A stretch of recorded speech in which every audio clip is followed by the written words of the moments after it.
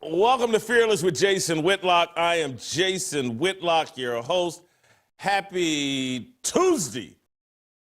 Happy Tuesday. Thank you so much for joining me. We have a fantastic show planned for you today. I didn't shave today. Man, I was out and about all day yesterday. One day you guys will be in your late 50s like me, and you'll have days where you get up at 5 a.m., and then you don't get back into bed until 10:30 p.m., and you'll be like, how did I do that? What? Why did I do that? Well, I know why I did it, but how I did it, I don't know. And that's why I got to thank Relief Factor for me even being here, feeling refreshed and ready to deliver you guys a fantastic show. Relief Factor is a daily supplement that fights pain naturally. Developed by doctors, Relief Factor doesn't just mask pain temporarily, it helps reduce or eliminate pain. In fact, the longer you take it, the more effective it is. Relief Factor's 3-week quick start is just $19.95. Visit relieffactor.com or call 1-800-4RELIEF. That's 1-800-4-RELIEF. So here I am, all refreshed, all ready to deliver to you an awesome show. We're going to circle back to Shedeur Sanders. We have to. We have to do that. I have to do that. Circle back because they're trying to memory hole already this whole thing. I've had some things I want to say about Bill Belichick that we didn't get into on yesterday's show here on Fearless. We talked about it some on Harmony yesterday, but we didn't get into it here on Fearless. I want to do that as well. And Shemeka will be here, and we'll talk about the Philadelphia Eagles' visit to the White House and all the players that didn't go to the White House because scheduling conflicts. And Saquon Barkley going to the White House and spending time with Donald Trump and catching heat about it. And so there's some interesting aspects to that. There was a tweet or a post on X about the players, DeVonta Smith, A.J. Brown, and Jalen Hurts that didn't go and how they all have black wives, and that's why they kept it real. And they didn't go to the White House. They had scheduling conflicts. Shemeka and I will talk about that. And then on the Harmony channel, at the end of this show, me and Jack Posobiec. Did I say that right finally? Have I figured out how to say Posobiec? I believe I've got it. I think I've mastered that. Posobiec, isn't that right, Jack Posobiec? Anyway, you guys correct me, hop in the chat. We'll do that on the Harmony channel. We'll talk about the movie Sinners. Jack has been pretty bold in his dislike of the movie. I've been pretty bold in my dislike of the movie. We'll combine forces. Superpowers come together to talk about the movie Sinners. We'll do that on the Harmony channel. I think I've covered all that we're going to do today. And so let's jump right into it as it relates to Shedeur Sanders and the process, the quick pivot that we're seeing. We're seeing a gigantic ship, the racial idolatry ship, the race hoax ship, starting to pivot, starting to turn the steer, the bow of the boat, or whatever they call it. I'm not a sailor. I used to go on cruises, but anyway, whatever. They're turning the ship, this gigantic cruise ship, and it's turning fast, and it's being, and pardon, you guys know how much I try to avoid profanity, but I couldn't pass up this very easy analogy. Shedeur Sanders is being memory assholed. Memory hold. If you've seen the movie, read the book 1984, the George Orwell book, and they came up with the phrase, or he coined the phrase memory hold, and it's like when people erase facts and memories and evidence of things and just pretend like it never happened. And they do it for political reasons. They do it for clout or whatever. That's what's going on with Shedeur Sanders. In real time, Tupac Shedeur is being memory holed. He was a butthole. He was an ASS hole. And now everyone is starting to go, whew, I got to forget, I got to walk away from all the things that I said about Shedeur going into the draft. People are now just going to pretend like it didn't happen. And we're watching this in real time, almost instantly. And so all these people that think Shedeur, Tupac Shedeur, is going to be Colin Kaepernick, and we're going to spend the next 3 to 5 years talking about how Shedeur has been wronged or how great Shedeur is or how bad Shedeur is and how the league conspired against him and the NFL is putting a black man in his place. People are already moving on from that and pivoting, and I'm going to show you some clues, and then I'm going to show you people that like, man, it's only been 48 hours, and you've backed away from what you said previously. This is incredible. And so there's a couple of key indicators that this Shedeur thing, this race hoax with Shedeur Sanders, isn't going to have the lifespan that Colin Kaepernick had. I mean, we spent a solid 5 years. Anytime there was a quarterback that got injured in the NFL, Colin Kaepernick's available.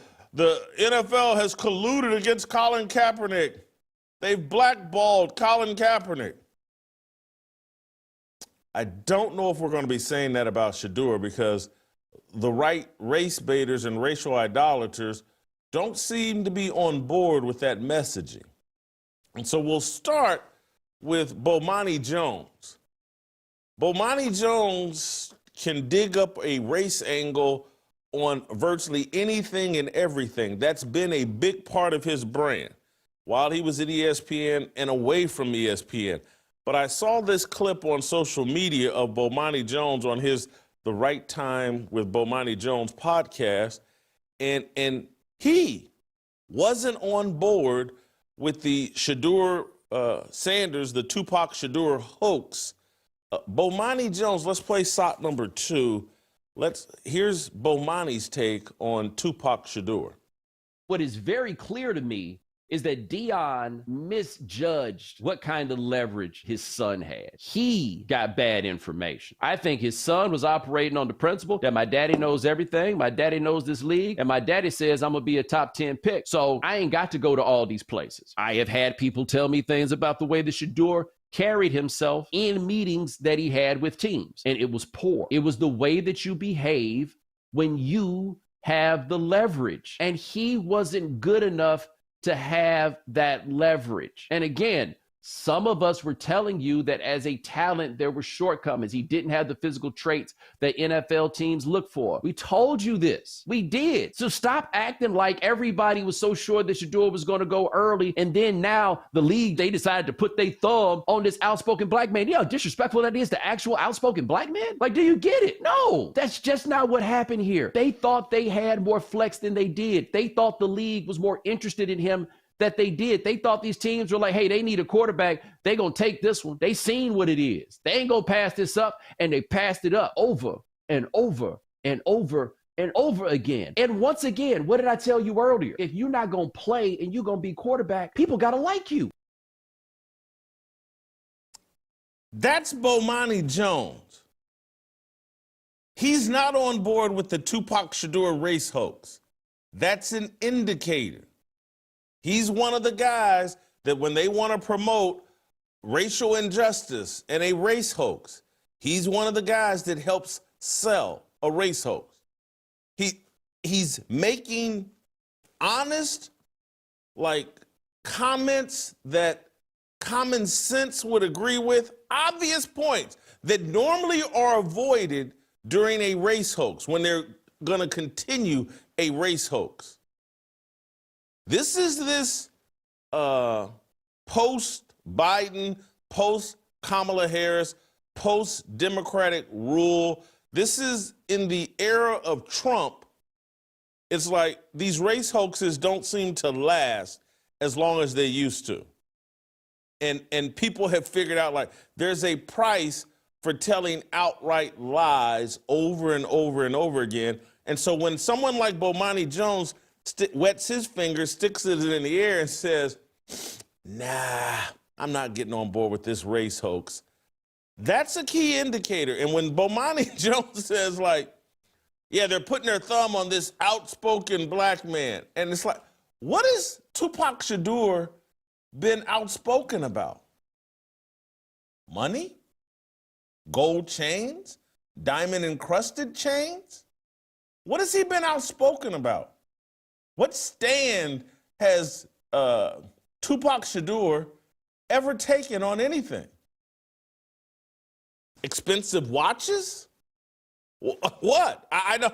And Bomani's right. It's like, he's not saying it, but he's like, we've seen buffoonish, clownish black athletes that blow hundreds of thousands, millions of dollars on expensive jewelry because they're so insecure in who they really are that they dress themselves up like clowns and they shovel all their money into predators that know, like, oh man, as soon as we get one of these young black dudes some money, we can get $1 million, $2 million out of them on a Mr. T starter kit. So what has he been outspoken about other than radical materialism? And if I'm an NFL owner who's in business and has business ventures everywhere, I'm like, oh, great. I can give this guy millions of dollars and he's going to blow it as a consumer instantly and funnel it back to me and all these other businesses that I'm connected through BlackRock and Vanguard. Shedeur Sanders is no threat to anybody. Deion Sanders isn't a threat to anybody. Deion's 57, 58 years old, still blowing millions of dollars on jewelry, calling himself primetime. These guys aren't threats. They're clowns. No one's afraid of them.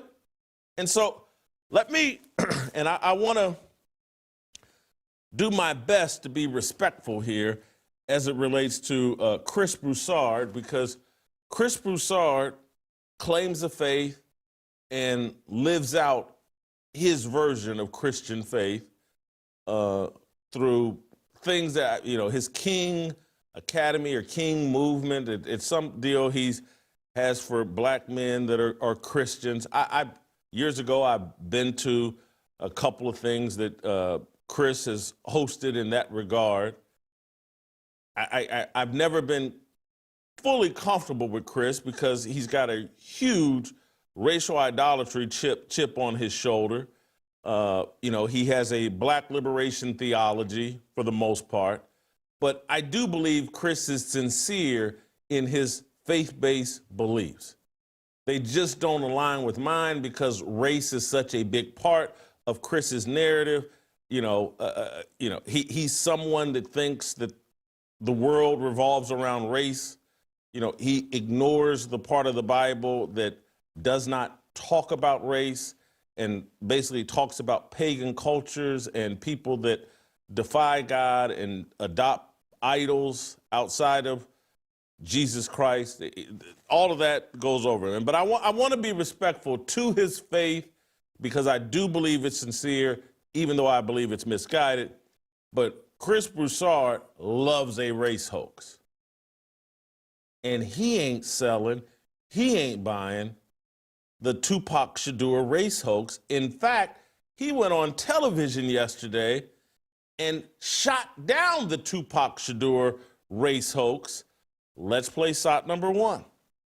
The elephant in the room for a lot of people, race. Because some people are saying race, you know, yes. Deion because he's black, a white father, would they have viewed that way? Look, are there owners in the NFL that maybe if it was a white father acting as Deion, wouldn't look at it as bothersome? Perhaps, you know, probably, right? But here's the truth. Cam Ward, obviously, black quarterback chosen #1. Second straight year, black quarterback chosen #1.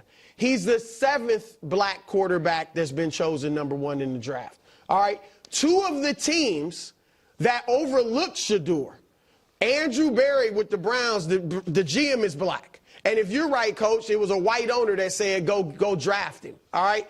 We saw the picture. He didn't look excited. The Steelers, Mike Tomlin, black coach, they overlooked him. And if you look, I keep looking at the war rooms, and when they have it, that was like the blackest war room in the league. Get more brothers in the war room, NFL. My goodness, it's like ridiculous. Where are the brothers at? But then you go to the reporters.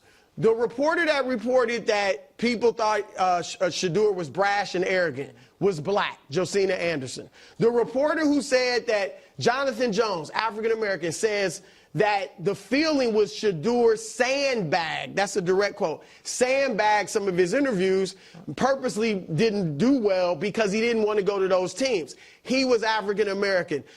When we start the season, week 1, anywhere from 15 to 17 of the starting quarterbacks will be black. So I'm just saying, race, maybe it was some sort of factor, but it was not the dominant factor in this situation.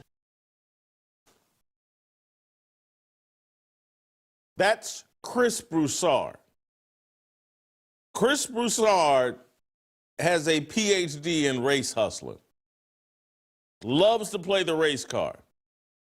He's taking it off the table as it relates to Tupac Shedeur. That is significant. The race hustlers aren't hustling. Now, I know Chris tried to, again, because he can't resist, there probably are a few owners that would be, wouldn't be bothered if a white father acted the way Deion's. Stop it.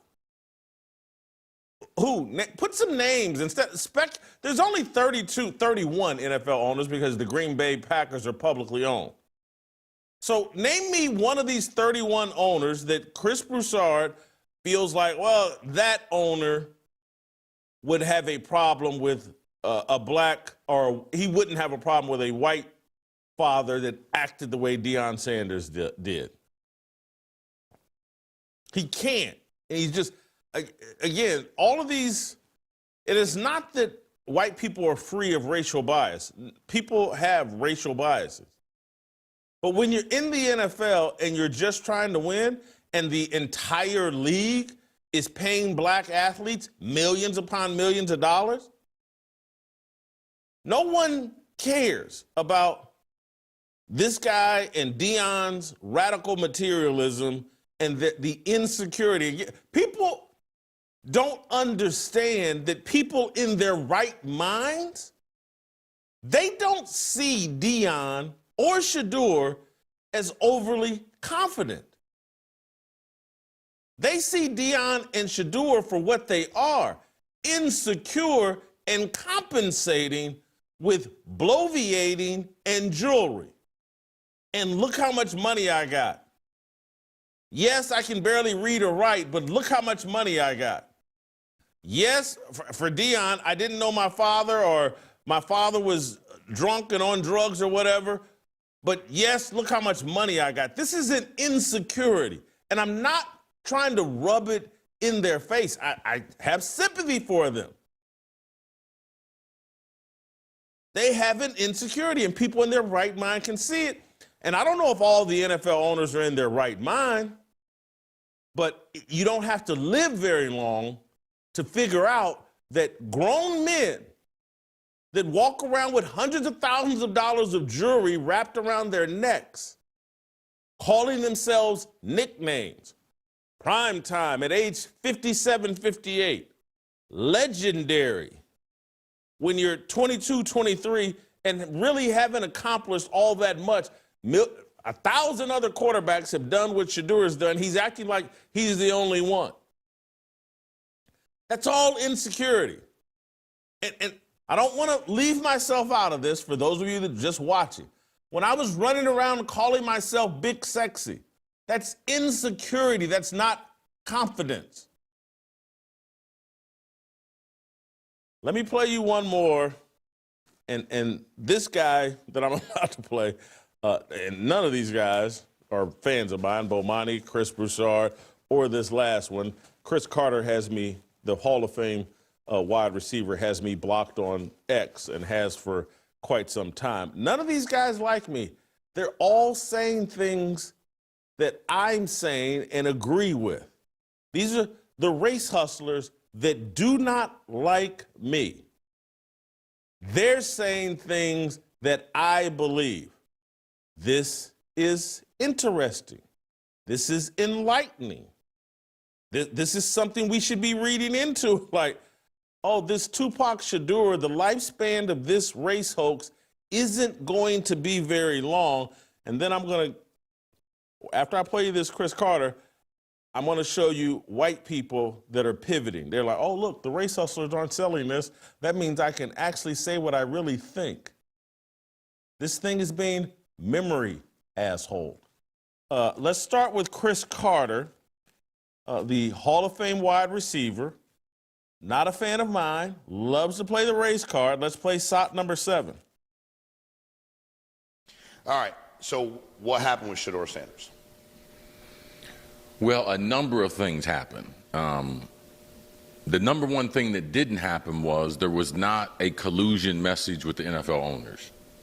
Okay. What? Okay. A lot of people think that.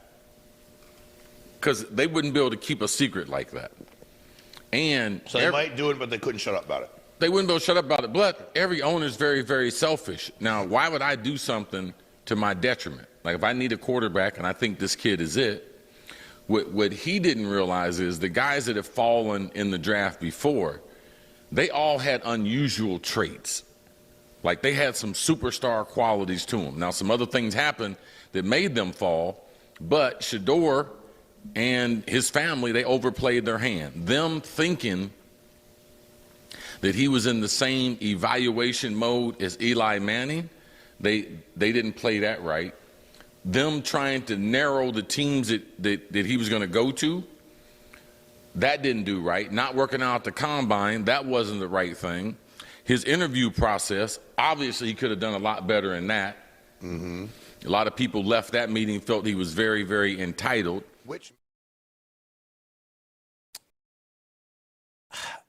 That's Chris Carter. Loves to play the race card. I want Hall of Fame football player. Has to get face-to-face with Deion every summer at the NFL, at the Pro Football Hall of Fame induction deal. Maybe him and Deion have a history and they don't like each other, but when Chris Carter, he's part of that Hall of Fame clique, has to see and deal with Deion, when he's willing to be honest about their mishandling of this draft process, there's an indication that this thing's going to be memory hold very, very quickly. Let's play SOT number 8, Chris Carter, talking a bit more about mistakes and questions about Shedeur Sanders. Play the clip. Don't we think Shedeur is smart enough to know he's not at Jackson State and he's not at Colorado? No. You don't think so? I listened to too many of his answers. I saw too many of the outtakes. I saw too many times he was working out with other players, and he said things that I thought were highly questionable for my franchise quarterback. So like what? When he was working out with Cam Ward, him and Cam Ward, the number one pick. Yeah. Hey, man, you want to cut a rap video together? No, I want to be known as a football player. And he's like, what do you do for fun? He's like, I play football. The race hustlers are making the obvious points. They're not going to go Jussie Smollett. They're not going to be Jussie Smollett here on the Shedeur deal. Let me play you one other clip from Hall of Fame NFL player Chris Carter talking about how social media hurt Shedeur. You're going for a job interview. So for his job interview, he was so concerned about, what his outfit was. His necklace was over $100,000. Like, he hadn't even convinced people that you're the face of our franchise.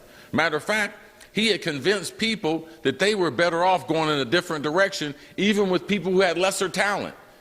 That's the rub he put on the people. If that's the case, that's a bad interview, bro. No, it is the case. He didn't get drafted right. It's no speculation. Like, we're through the draft. We're through 3 days. He threw away at least $30 to $50 million. Chris Carter saying what I believe. Chris Broussard saying what I believe. Bomani Jones saying what I believe. You could knock me over with a feather right now. These are three bona fide sports media race hustlers. And they're having to say what I believe about Tupac Shakur. This thing is getting memory hold quickly. We're not going to see some long, drawn-out deal where in 2027 there's this big conversation about how Chris Broussard was wronged. I mean, how Shedeur Sanders was wronged. This thing could be over with by September. I'm not joking. The Cleveland Browns players won't be posting about Tupac Shakur by late September. There's no clout to be gained by caping up for Shedeur Sanders. I want to take a pause here because I want to put all the pieces together and help you understand, like, when the race hustlers, primary, Hall of Fame race hustlers are saying, nah, we ain't caping up for Shedeur. Watch, and this is all we've ever needed for sanity in any of these discussions, is for a handful of black, and Chris Carter's another guy that claims a faith in Christ. Chris Broussard claims a faith in Christ. Bomani, he's full of himself and thinks he's a god. He's a hardcore leftist. Don't know if he believes in anything other than himself. But when the Christian race hustlers have to walk away from Tupac Shakur, and I'm sorry for pointing this out because it may trigger Chris Broussard and Chris Carter to be, oh, Whitlock agrees with me, and Whitlock is using my content to make his point. They may they're going to be looking for an opportunity to play the race card as soon as possible. It may not be about Tupac Shakur, but they could be in trouble with the race hustling community, the NAACP, and the ADL, the organizations that love to promote racial division, could put in a call to these guys and saying, what are you, crazy? Whitlock's agreeing with you. You're agreeing with Whitlock. Snap out of it, guys. Don't you know you're paid to sow racial division? You can't say what you actually believe. You can't speak common sense. You know you're forbidden for telling black people the truth. We lie to black people. So I'm gonna leave you guys alone, and I just want to put it in the record so these guys don't have to pivot. They don't have to backpedal. I want everyone to be crystal clear here. Chris Carter, Chris Broussard, Bomani Jones. Those guys all hate me. We're not on the same team. They hate me. Don't come after these guys because they've said something that I agree with. They're on your team. They hate me. Are we clear? Leave them alone. They won't be reposting my things. They won't be talking about me. They hate me. I want to show you some white guys that are pivoting and here in a second. But before we do that, I want to talk to you guys for a moment about our mission here at Fearless. We support the worldview that life begins at conception, and that's why we support the organization that really supports that worldview, and that is Preborn. Preborn provides expectant mothers who are considering abortion. They provide that mother an ultrasound, introduce that baby's heartbeat to the mother while the baby's in the womb, an ultrasound, a sonogram, an image of the baby, and now that mother is twice as likely to choose life, and that's where Preborn steps up and supports that baby in the womb and the mother, and the baby in the womb and the mother during up to the first 2 years of that baby's life outside the womb, our money, the money we donate to preborn, pays for ultrasounds. It helps preborn support these mothers. Our money's not wasted. Dan Steiner, the founder of Preborn, I've introduced you guys to him on this show. He's been on the show several times. He's been at Roll Call. He'll be at Roll Call this year. Our money's not wasted on mid-level executives in their summer homes or summer vacations. They pay for ultrasounds. Whether you give $28, $2.80, $2,800, $28 million, it all goes to saving babies' lives, providing mothers with ultrasounds. It saves babies' lives. You want to feel good about yourself? You want a reason to feel good about yourself? Give to Preborn. You want to put a little smile on God's face? Give to Preborn. 2 ways to give. Pound 250, say the keyword baby. Pound 250, keyword baby. Or give the way that I prefer to give. Preborn.com/fearless. Preborn.com/fearless. If you give today and send me an email at fearlessblazeshow@gmail.com, I will mention you on tomorrow's show. Send me an email today. Say you gave to Preborn. I'll mention you on tomorrow's show. All right, I want to return and show you that, hey, white guys are pivoting. That they're watching the race hustlers, and they're like, oh, let's memory hole this whole Shedeur Sanders deal. I'm now going to, within a week span, I'm going to argue 2 different deals on the Shedeur Sanders deal. And first, I want to start with someone that I respect, someone I used to work with. Not trying to beat up on this person, but I got to keep it real on this show. So I don't hate you, Colin Cowherd. I just have to point this out, that Colin Cowherd has pivoted very quickly. And this is an indication. Cowherd wets his finger. Oh, the race hustlers are going to let me speak honestly on Shedeur Sanders. And so he's taking advantage of that opportunity. So here's Colin Cowherd previously talking about trading T.J. Watt and everything the Steelers own for the right to draft Shedeur Sanders. Let's play SOT number 3.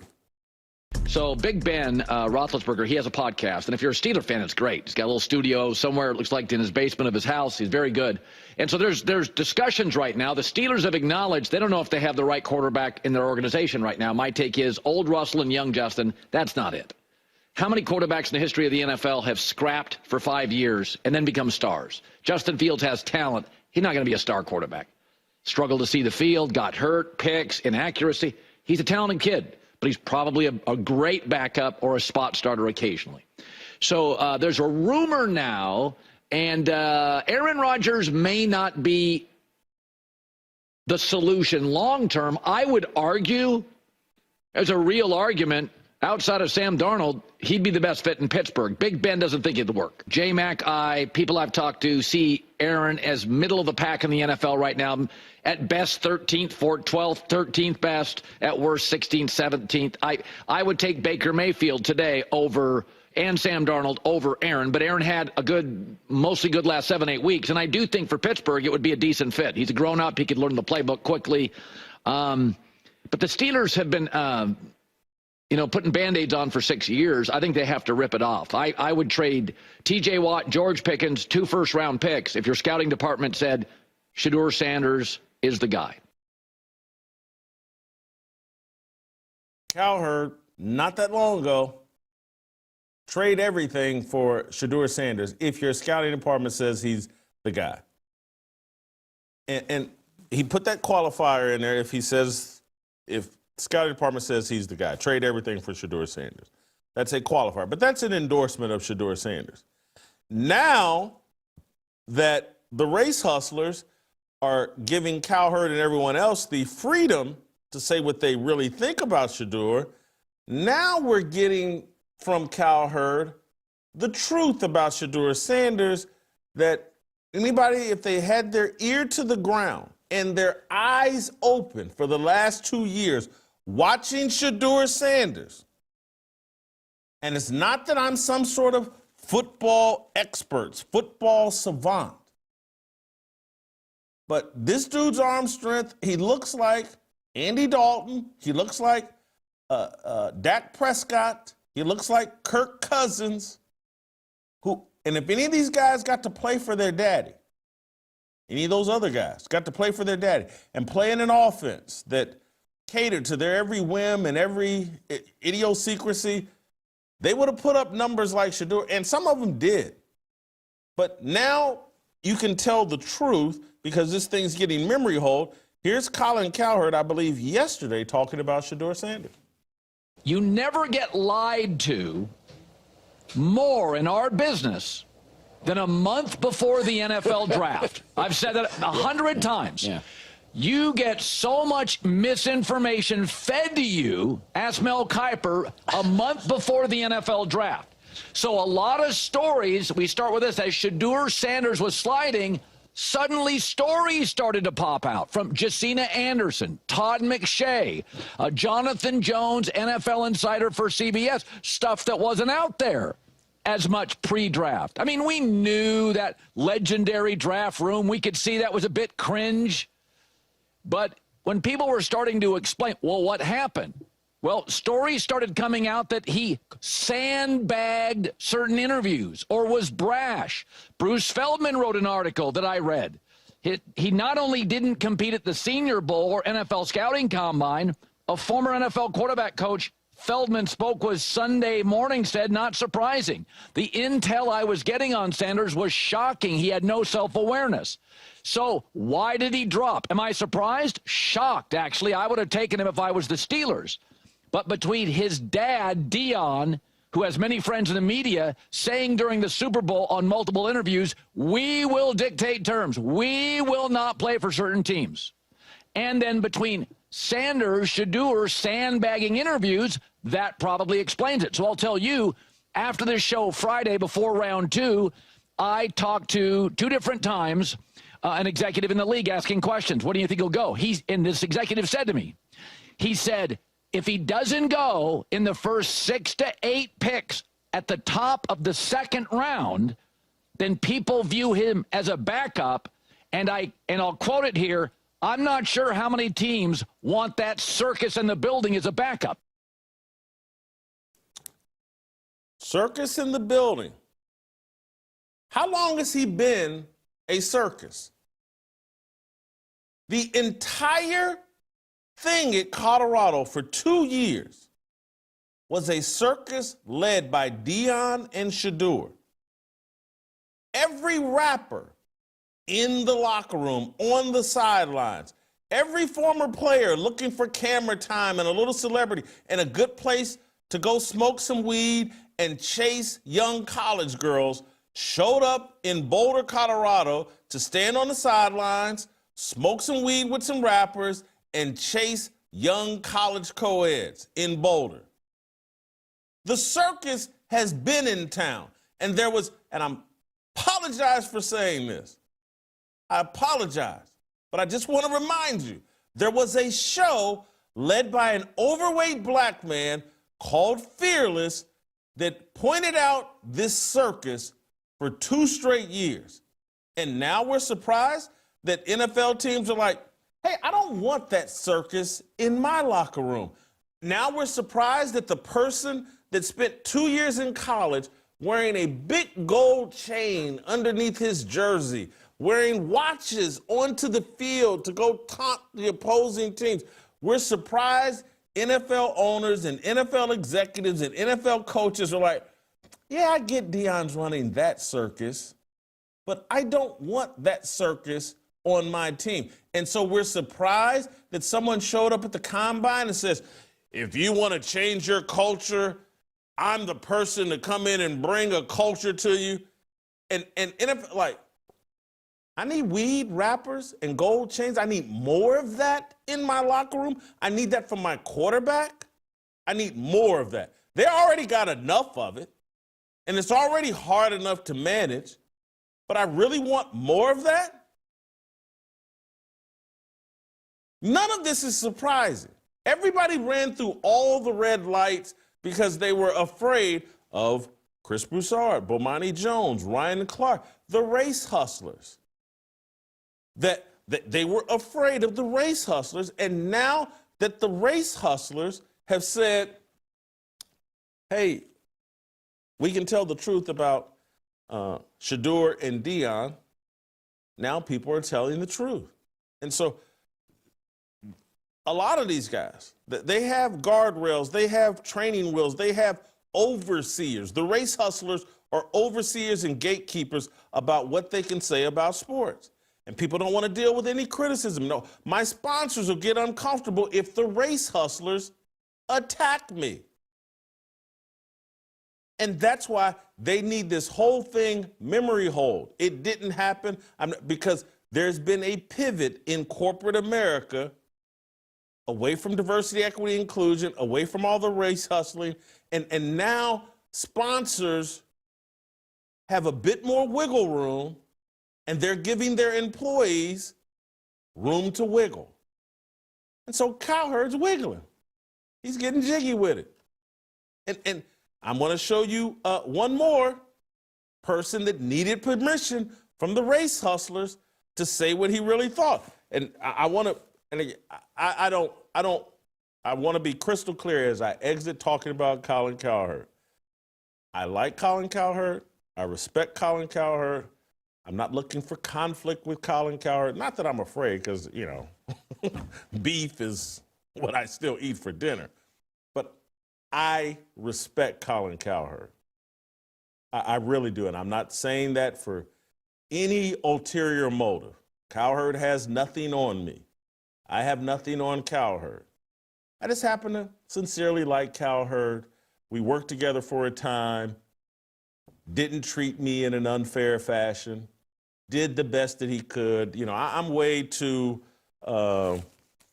fearless or polarizing for me and Cowherd to have worked together past the first 2 years that we did at Fox Sports. But like Cowherd. This next person, Kyle Brandt at the NFL Network, he doesn't like me. He's an Ivy League guy, play a little college football in the Ivy League. So these left-wing Ivy League people, they don't like me. Because they got this superiority complex. And Kyle Brandt used to work for Jim Rome, and me and Jim Rome had a great relationship. His previous producer, when Kyle Brandt worked for Jim Rome and took over as a producer, changed up my relationship with Jim Rome and that show beyond the stupid thing I did as it relates to Steve McNair. But Kyle Brandt did not and has never liked me. There's I do want to keep it real. Among these leftists, closeted leftists like Kyle Brandt, I'm not their kind of Negro. And I say there is a racial component to it with these left-wing, elite white people. I don't get on my knees for them. They don't like me. I'm not deferential to them. They don't like me. Just want to enter that in so you understand the context. Kyle Brandt's never liked me. I'm not a big fan of Kyle Brandt. Ivy League, uppity, leftist. You know, they've never, ever been fully on board with me in any capacity because they like Negroes that bow. That ain't me. So let me show you Kyle Brandt, I think just a week ago, caping up for Shedeur Sanders. And how dare people release negative information on Shedeur Sanders? Play the clip. Bring up the quote.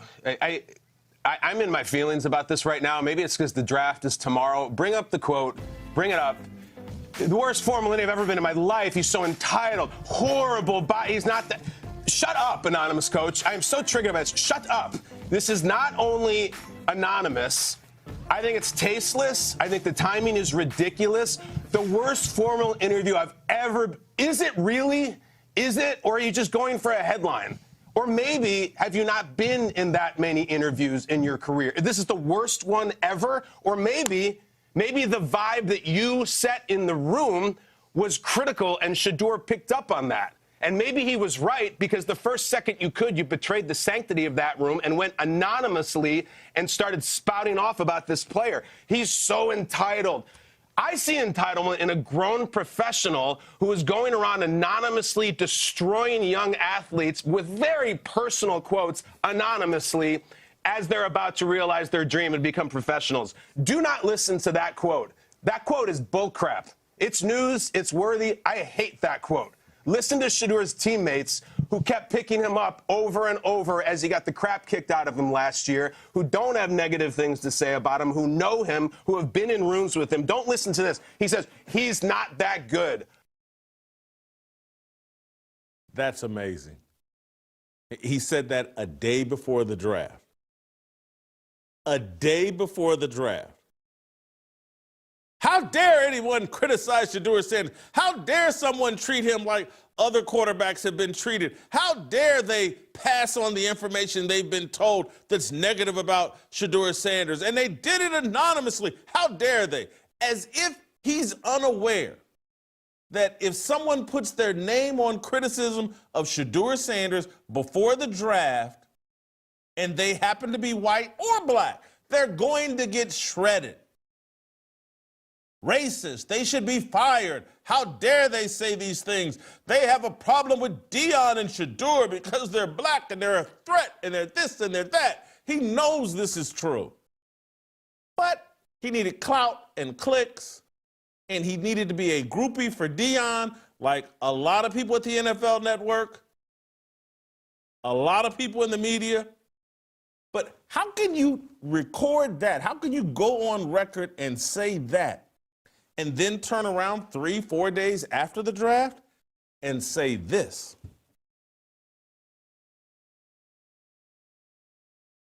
Shot number 6, please. Over the weekends, this went from a football story to a drunken media story. It became one of these seismic media rodeos where you can sit there and watch people that you follow. Public discourse is so off-putting that it makes fans root against Shedeur just because they're so turned off by the way media members are screaming about him. It's sad and it's stupid.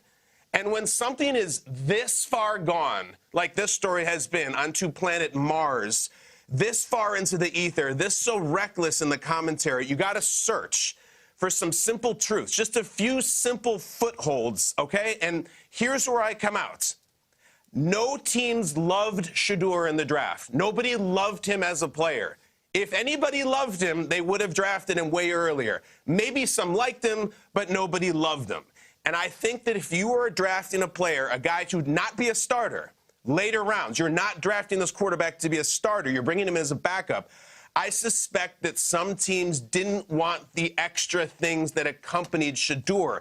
They didn't want the attention for a backup quarterback, the media for a backup quarterback, the huge megaphone that that backup quarterback's father possesses and is not afraid to use.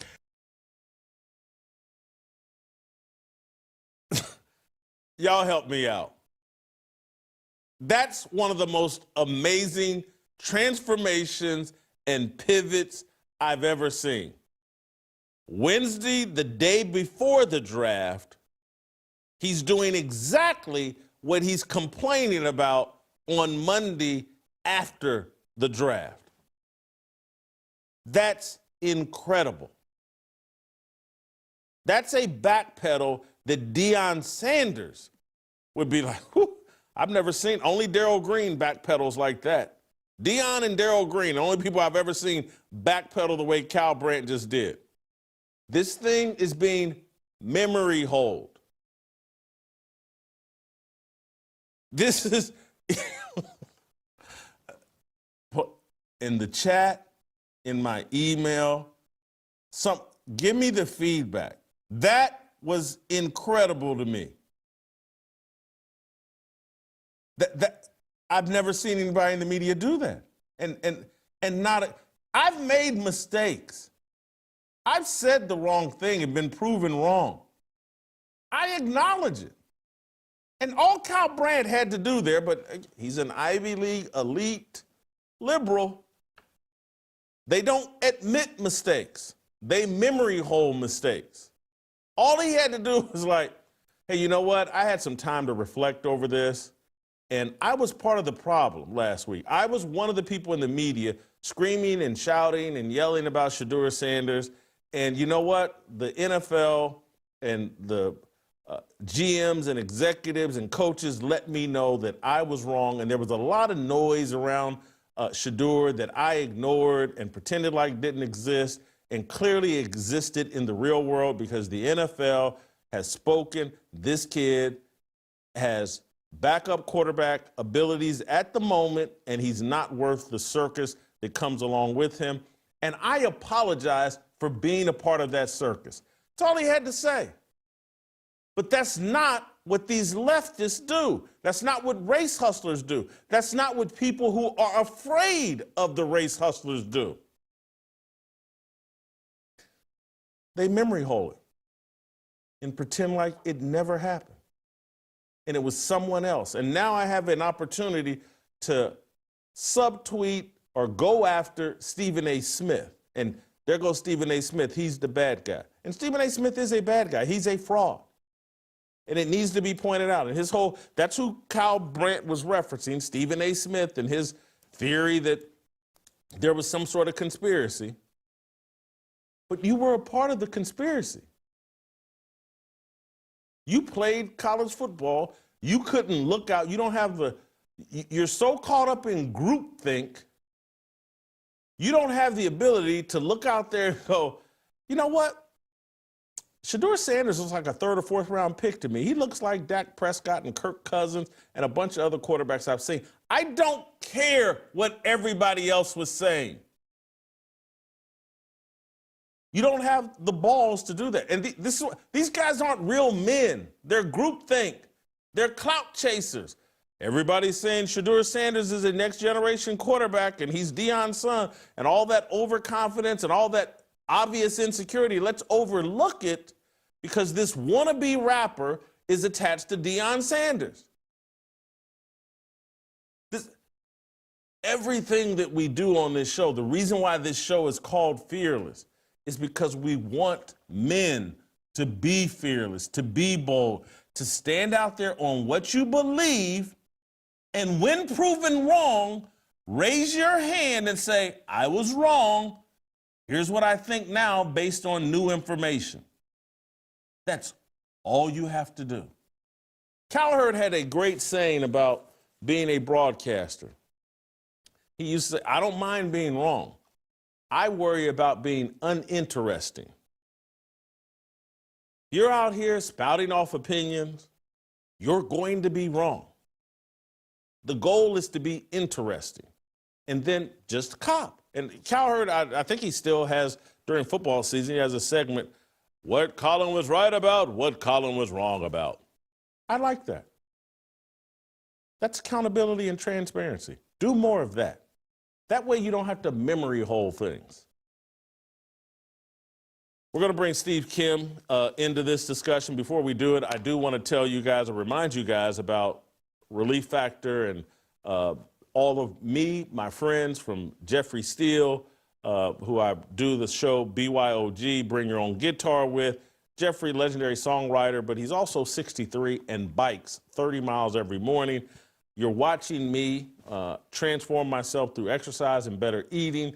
One of the reasons I'm able to do it, one of the reasons why Jeffrey's able to bike 30 miles every day, is because we've incorporated Relief Factor into our daily routine. Relief Factor is a drug-free supplement that fights inflammation. Inflammation is at the root of those aches and pains that are compromising you and stopping you from doing what you want to do every day. You don't have to just put up with it. For just $20, you can start their 3-week quick start and find out if Relief Factor will help relieve some of your pain and inflammation. Just $20. Everybody's got $20. You're going to blow it somewhere. Why not use it effectively? Find out if Relief Factor provides you relief. 70% of the people that do the 3-week quick start end up re-upping because Relief Factor is working for them. Go to relieffactor.com or call 1-800-4-RELIEF. That's 1-800-4-RELIEF. Steve Kim, the Korean Cosell. Next.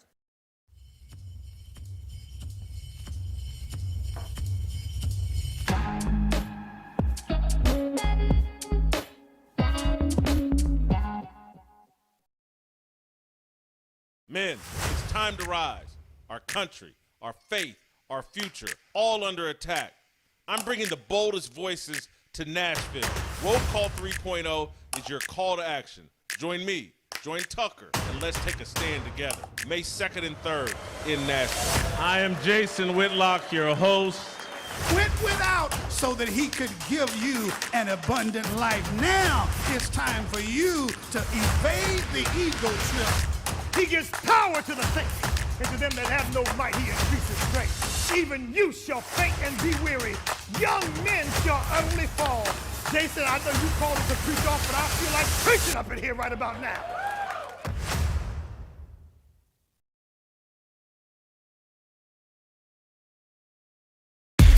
모두 다 빨리 박수 쳐 기다리지 말고 서둘러 Reason that I'm back is to feed you raps I see that you are 배불러 So fly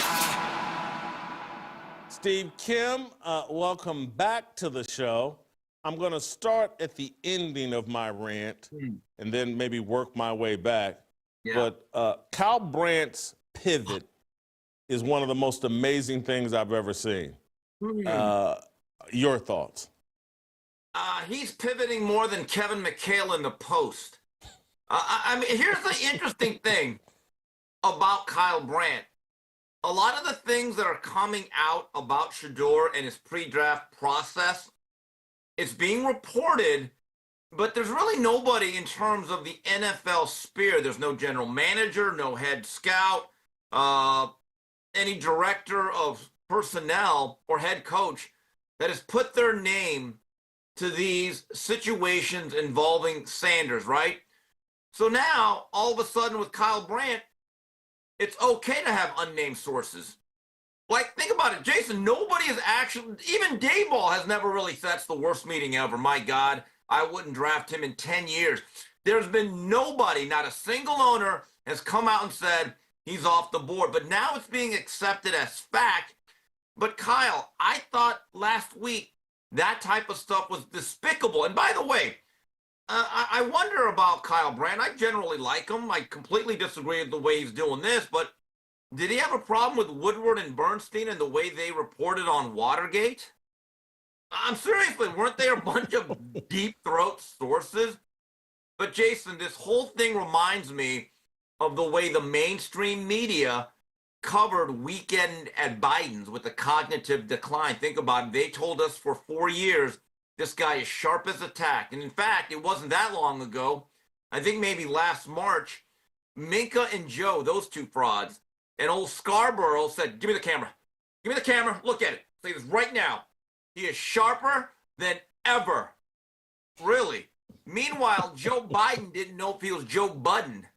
And so now here's the ironic thing. A lot of these same shows that told us that the mental acuity of Joe Biden was unquestionably good are now having the authors of the book, plural, that are actually writing about the mental decline of Biden during his term. Cue Alanis Morissette. Oh, the irony. It's amazing. I love the analogy. We made some good analogies yesterday. We're making even more. We're doing real, because it is so analogous to what's going on in the overall culture. That the sports media world is no different than the news media world. They got the same puppet masters and they employ the same tactics. And again, my point is like, no one's actually going to admit that they were wrong. They're all just going to pretend like they never said what they said previously. Jason, you mentioned Colin Cowherd. Now, I want to give Colin some credit. He's done some really good stuff after the fact, and I've been watching it, and I've learned a few things. But, I mean, you're right. He literally went from saying, you know, the Steelers, they need to trade up to number 2 and just put together this blockbuster package and just, you know, send away T.J. Watt for that guy. So all of a sudden, again, another political analogy, that's his NFL version of, you know, when I look at the Democrats, it's a party of joy.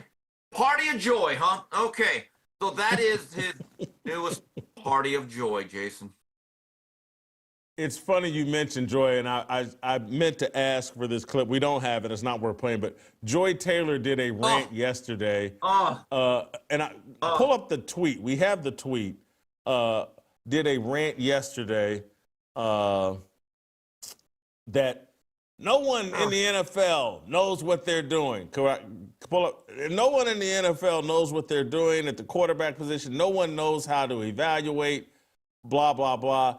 And Jeff Schwartz, someone who I enjoy, I saw it earlier, I thought. Jeff Schwartz is someone that I enjoy following, and he pointed out, like, how stupid Joy's contention is that the NFL has no idea what they're doing with the draft. He pointed out that there's only like 4 or 5 teams that have a non-first-round quarterback at the top. Where is that?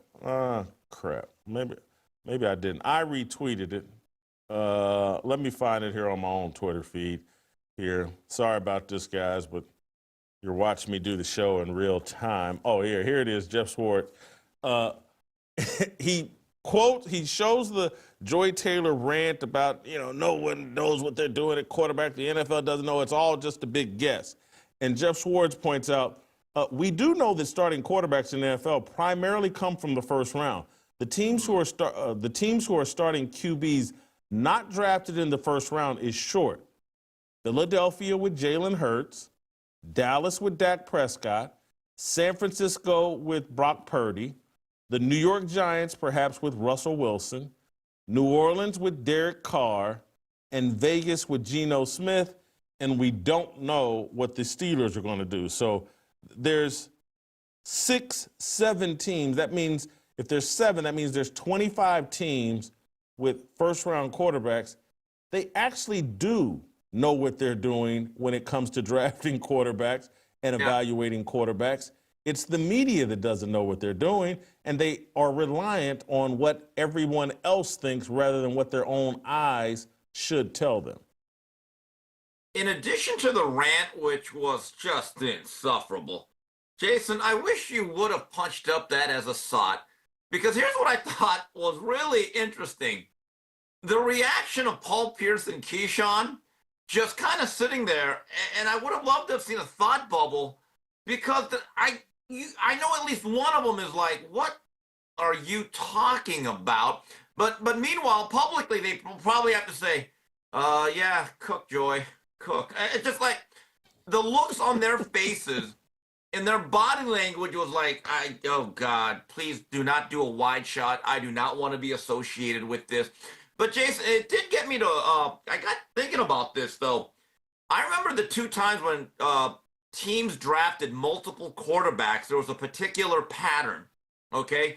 One gets drafted really high, and then the team also drafts one later, I think in the 4th or 5th round at least, as a developmental backup, right? So the 2 things that I remember is Heath Schuler and Gus Frerotte, and then Frerotte outplays them. And then you had Robert Griffin and then Cousins, and then although Griffin had a great rookie year, Kirk actually ended up being the more stable quarterback. So there have been situations where this happens, but the reality is this, and I never really noticed it till people like Jeff Schwartz brought it up.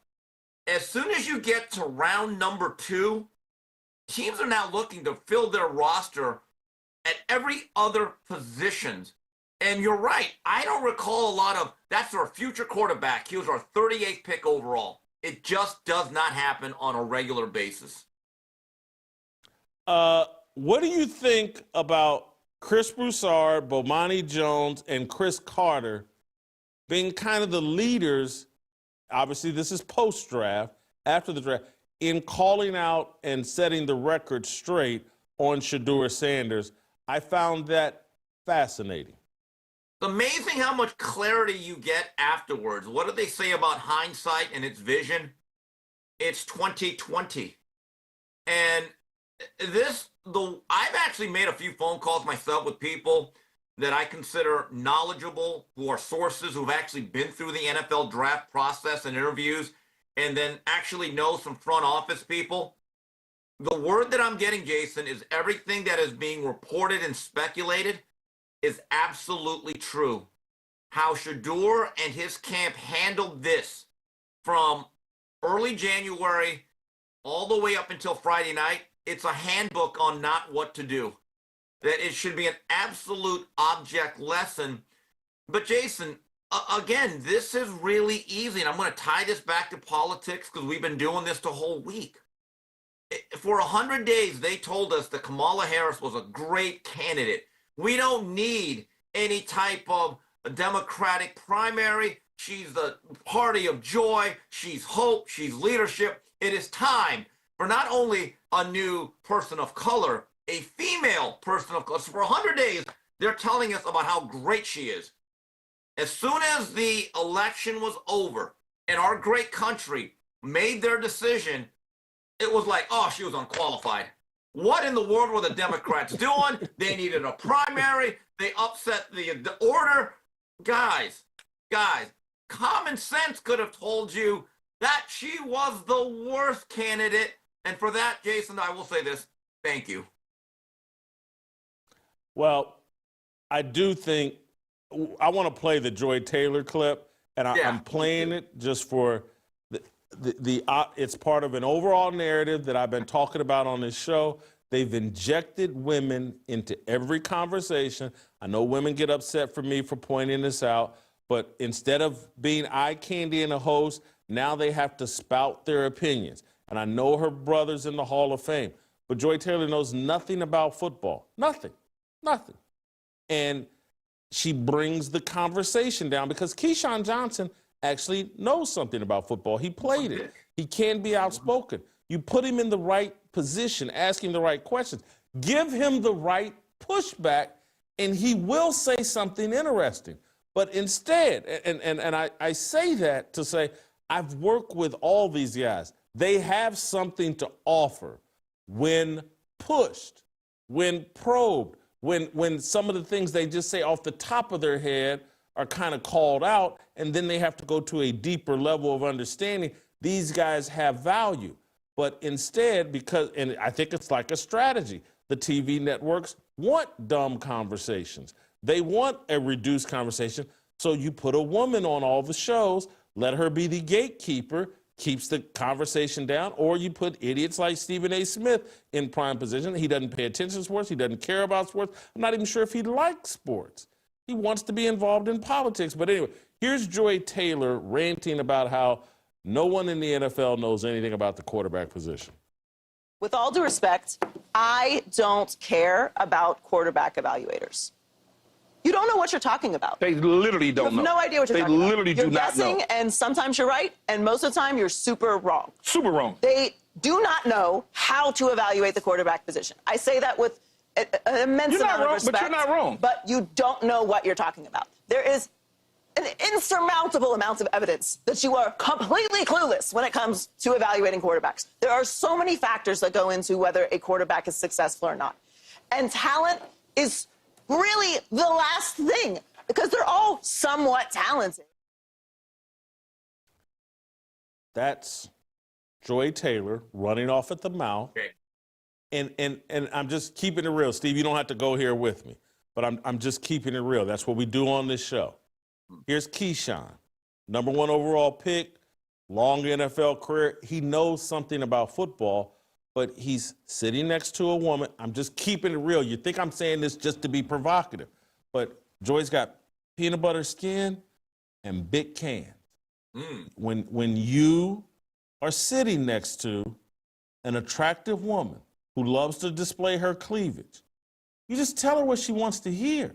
And so whether it's Joy Taylor, whether it's Molly Karam, whether it's any, I'm throwing this name out here because I actually like and respect Jenny Taft. But I wouldn't want to do TV with Jenny Taft where she's giving opinions because she's super attractive.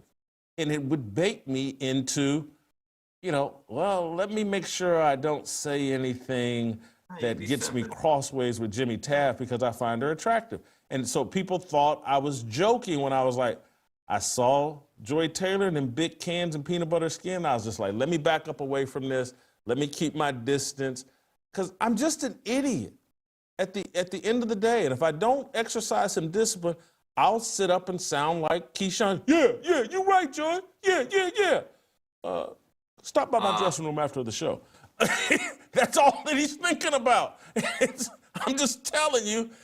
And that's why men need spaces where they can talk and keep it real, where we're not thinking with our smallest head, but instead, let's put a piece of eye candy on the show. Let's let her dumb down the conversation.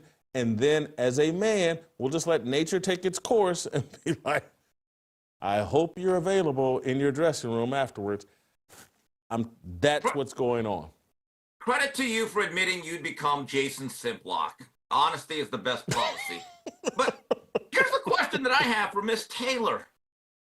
Were you saying all of this when Jamarcus Russell was drafted #1, Cam Newton, RG3, Kyler Murray? And by the way, to her point, that if you really don't care about quarterback evaluators or evaluations, I don't care where they're drafted, well, then why do you care where they're drafted then? So why do we care if Shedeur was a top 5 pick or round number 5? And by the way, you didn't really, and a great production staff we have here, if you played that clip longer, they go into a 3-shot. I'm just telling you, Paul Pierce and Keyshawn are like, oh, God. You could tell they're just like, oh, God, we got to be around this. So, Jason, you can say what you want about whether women have a role on these shows. I think they do as point guards, as the presenter, okay? They're there to be Vanna White. I don't know if they should be Pat Sajak. That's a good point. If they're there just to look good and smile and turn the cards, the cue cards, hand it over. Like Vanna White, or do their own show. Look, when I watch Elle Duncan and Andrea Carter, who, I would love to convert to the right team. I'm just keeping it real. Andrea Carter is pretty smoky to me. It's unfortunate she plays for the wrong team. And then I don't know the other woman, Chimney. But when they talk about the WNBA, I don't really mind it. And Elle Duncan bothers me to some degree. But when they're talking WNBA, I enjoy it. I don't change the channel. It makes sense. When they're out here trying to talk football and this other stuff. But, Steve, you made a more important point, or made a more point that converted for me. You just dropped a name that no one has pointed out that I think speaks perfectly, and it's the final thing we need to say on Shedeur Sanders. Kyler Murray, you just brought him up. Yeah. And, oh, boy, these confident black quarterbacks who have a dad that blah, blah, blah.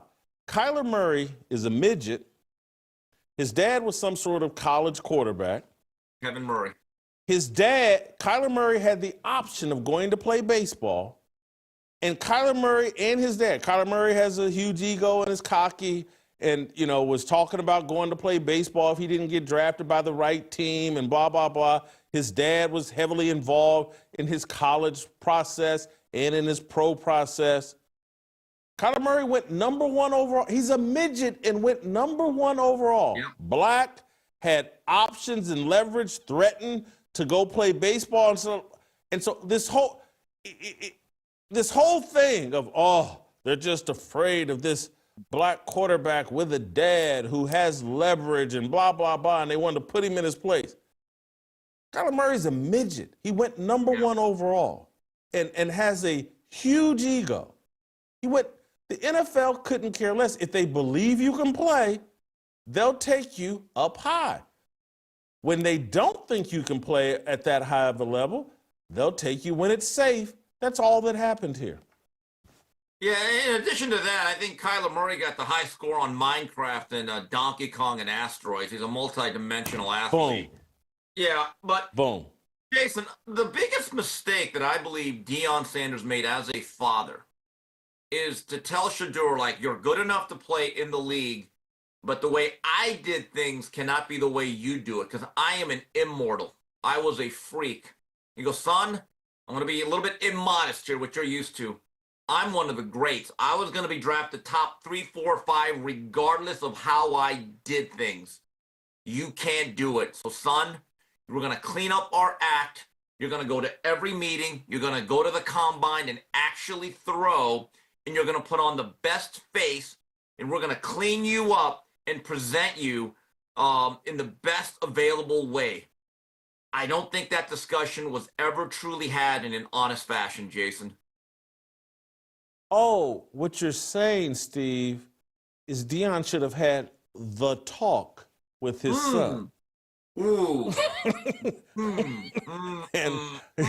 I thought that's what all black parents did. They had the talk with their sons. I guess that only relates to the police. When there's millions upon millions of dollars at stake, you don't have the talk with your son.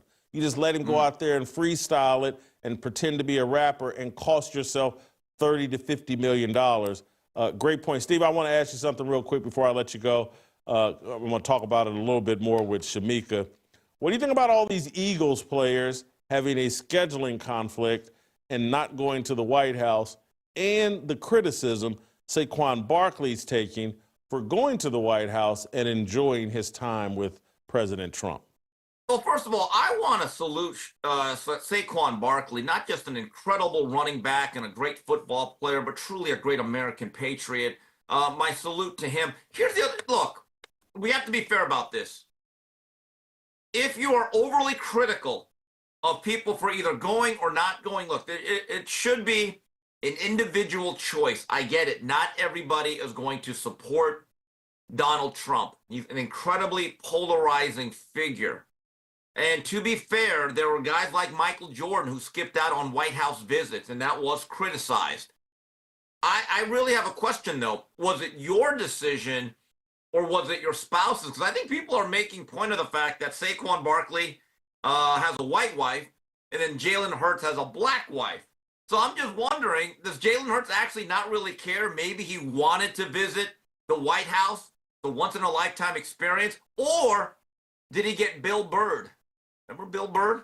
I'm old enough to remember when Bill Bird was actually funny. Edgy, humorous, on topic, married a black woman, he's insufferable. So I just have a question. Was it his choice or did he get Bill Bird? He got Bill Bird. He's a woke feminist with a bunch of female advisors. I also think he just recently got married, so he may have been on his honeymoon. Who knows? I think Jalen Hurts has perhaps a more legitimate excuse as it relates to scheduling conflicts, but there was about a dozen other Eagles players, most predominantly black, that didn't go. But I'm going to get into the black-white aspect with Shemeka. Steve, thank you. Great job as always. Hey, guys, I want to remind you that, or inform you that Nicole Shanahan, you guys know her, the Silicon Valley attorney, so closely associated with RFK Jr. She's bringing her act back to the people to Blaze TV. You can get a sneak peek of Nicole before she hits Blaze TV on her YouTube channel at Nicole Shanahan. That's youtube.com/Nicole Shanahan, or just type her name into the search engine. Welcome to Blaze TV, Nicole. That will be some great content for you and us. Don't go anywhere. Shemeka Michelle, next.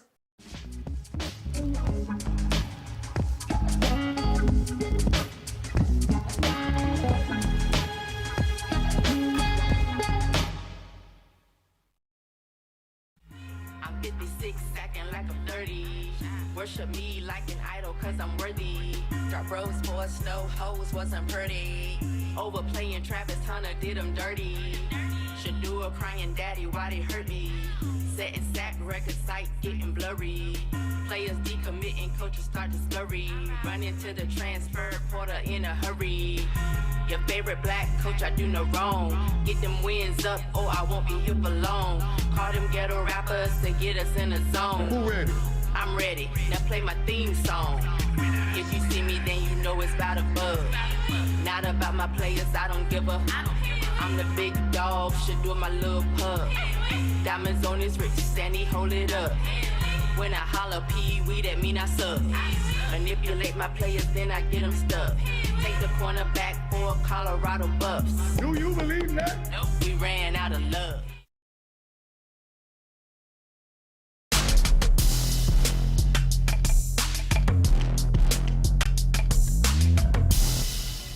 All right, welcome back. Shemeka, I was just talking to Steve Kim about this. About a dozen Philadelphia Eagles players did not go to the White House yesterday as they were honored by President Trump and the Trump administration. There were 3 players pointed out. Let's see. Yeah, in this tweet or post I saw on X that A.J. Brown, DeVonta Smith, and Jalen Hurts, none of them went to the White House, and it was pointed out they all got black wives. And this was pointed out as a super positive. And look, they all have to answer to their black wives, so they didn't go to the White House.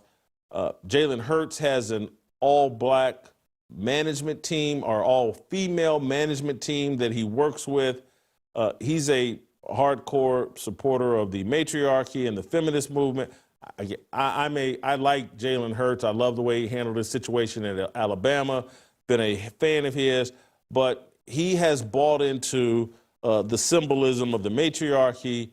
And to me, and people have been critical that Saquon Barkley, he's been criticized for golfing with Trump, hanging out with Trump, and they're like, he's got a white wife.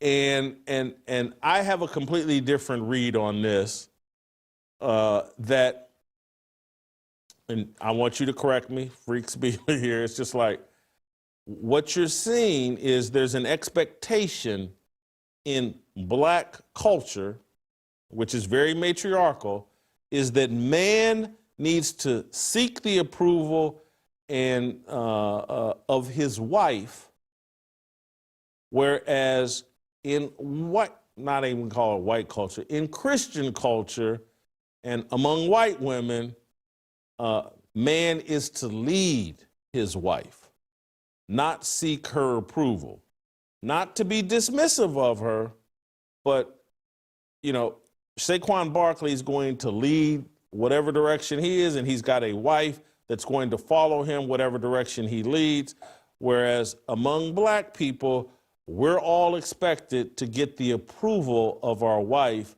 and that is part of the disconnect that I feel, and I think other black men feel. It's like, I'm not put on this earth to seek the approval of wife, mother, sister, any woman. I'm put on this earth to follow and obey God and to lead wife, mother, sister, daughter, son, people in my family. That to me is the difference. And if you've ever wondered why a certain percentage, I'm not even going to call it a high percentage, but it's just a certain percentage of athletes that are super successful, like, I'm going to go get me a helpmeet, and it feels like these white women are more prone to be a helpmeet than black women. Yeah, I think a lot of people have really bought into the idea that the black woman is the most disrespected person on the planet without even considering the fact that black women now disrespect themselves more than any other person. When you look at all of these videos and you see them twerking every chance they get into the camera, they're always fighting, they're always mad, they're always angry, they're out in the dollar store in their bonnets and pajama pants. I just honestly don't know what happened to black women. When I look at the women in my family, my mom, grandmother, great-grandmother, my grandmother's sisters, they all carried themselves with dignity and respect. So if that was the idea then, that black women were the most disrespected, then you would say, oh my God, why is that? How could that be? They carry themselves with such class. They're so kind. But now that's not the case, yet we're still buying into that idea, opposed to telling black women, tighten up, come up, act better, and carry yourself with some respect. When I saw that tweet, I asked myself, like, what's the point? Why would the point even be that they have black wives? What has Trump done against black women that would make the men feel like they had to side with their wives over Trump? And there's no real accusation. Everything is false. when it comes to what he's so-called done to Black people. So you would have to say, yes, they're trying to get the approval, and it's false approval because there is really no reason that they would need to stand with their Black wives. Trump hasn't done anything to Black women. If you're talking about abortion, why are we pushing abortion so much on Black people? We have more abortions than Black babies are born each year. That's not a good thing. What else could they use? So I just thought this was silly that they would even make this point, and that any man would feel like, oh, I have to stand with my wife over Trump. Trump hasn't done anything to Black women. That's a false narrative, and I wish we would stop placating to women and this silliness that a man would need to stand with them. Y'all are fine. We're fine. I understand and get your point, but the reality is Black women have convinced themselves that Donald Trump is their enemy. And Black women have convinced themselves that the Republican Party is their enemy. And they've done it for, in my view, and this will sound contradictory, but it's reality. They've done it for justifiable reasons. And I say that because Joe Biden and the Democrat Party has proven we will give Black women things, power. We will make them a Supreme Court justice. We will make them our presidential candidate.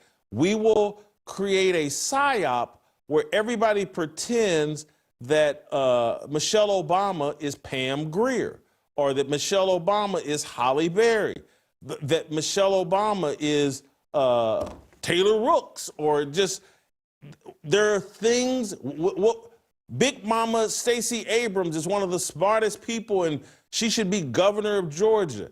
And so Black women feel like, hey man, the Democrat Party will give us things. They will pander to us. If you're 320 pounds like Stacey Abrams, they'll look at you like you're 140 pounds. If you can't put 3 sentences together without sounding nonsensical, we'll pretend that you're Kamala Harris and a presidential candidate. You can't define what a woman is, and we'll put you on the Supreme Court. Black women feel like, hey, there are things in the Democrat Party that are for us. And they basically say, I don't care about God. I don't care about what God has defined for me as my role. The Democrat Party has defined something else for me. I'm to be in charge. I'm to be the leader. I'm to seek power. And I'm to be used as an instrument for the devil to uproot the patriarchy and male leadership. And so I get why Black women are like, I love this Democrat Party. They treat me like a queen. They treat me, they let me live in a delusional state, and they let me live in disobedience to God without any regrets or any remorse about any of it. And so I get why they're like, you know, I hate Trump because I don't get these goodies with the Republican Party. And I feel sorry for, or look at the men that are like, they fear their wives and or girlfriends or access to vagina as more important than fearing God and being obedient to God. Yeah, I feel sorry for the men that feel that way. And I also feel sorry for the women that have bought into the idea that this is the way it's supposed to be. Because you can't be that happy having to be the leader and the brains and they want to be the most educated and the smartest, and they want some man to bow down and listen to them. That's tiring. We weren't even created for that. And you mentioned a helpmeet earlier. That's what we're supposed to be. We were created for men, not the other way around. But we've bought into this idea that men are supposed to bow down to us. And it's not even just the women that have bought into that idea. There are so many men that look to women to be leaders, to tell them what to do, to make the decisions, to figure out what's going on. And I just don't, understand why women think that's okay. It's tiring. tiring. It's exhausting. You should actually want to operate in the nature that God created you to operate in. That's where we're our best. You know, people get mad about gender roles, but I think that's the way we're supposed to operate and we're supposed to live. Men are supposed to be leaders. And when you see a man who that's been snatched from him, he's walking around like he's the walking dead. He looks soulless. A man that's not operating in his gift of leadership and doing what God has called him to do, he's unhappy, he's miserable, he's henpecked. And it's simply because he's operating out of his nature. And we look at women and they're the same way. And we wonder why so many women are angry and bitter and mad. It's because they're operating out of their nature. If we come together and say, hey, I'm going to help you, I'm going to be your helpmeet, I'm going to support, assist, fulfill, and satisfy, and men actually lead, I think we would be better and we would actually get back to creating families, then creating communities, and we would become a stronger people. But until we do that, we're just going to be in this train on the track going fast, about to head right over the cliff because we're out of order. It is, and I know this would be difficult for you to answer this honestly, but when you, not honestly, just difficult for you to say, perhaps. When you look at a Saquon Barkley and the handful of black athletes, is like, I'm gonna go with a white woman. Are you bothered by that? Or are you bothered that they've made that decision? And I'm just going to, it's a real decision. Anybody that tells you it's not, I think is lying. Because I've struggled with that decision. And when you're sitting there, every human being, heterosexual, that can create a child, they sit there and think at some point, I want my child to look like me. I'm just telling you, it's a natural desire for men in particular. And you sit around and worry. If I have a mixed race child, someone may not be able to say, hey, that's your boy or that's your daughter, because you know it's a real decision that guys have to grapple with. Maybe it's easier for some, but are you as bothered by it now as perhaps you were in earlier years, or have you just like looked at the dysfunction of black women who've bought into this feminist deal and have had to go, damn, I halfway understand it? Yeah, statistically, interracial dating hasn't changed drastically, but I will say I understand it because I think men are wanting a woman to operate as a woman, and they're being more vocal about it than they used to. I think we went through decades where men just said, okay, I'm just gonna go with this and try to still get whoever I can, preferably a black woman. I do think men still want black women, but they don't want this masculinity that black women have grasped hold to.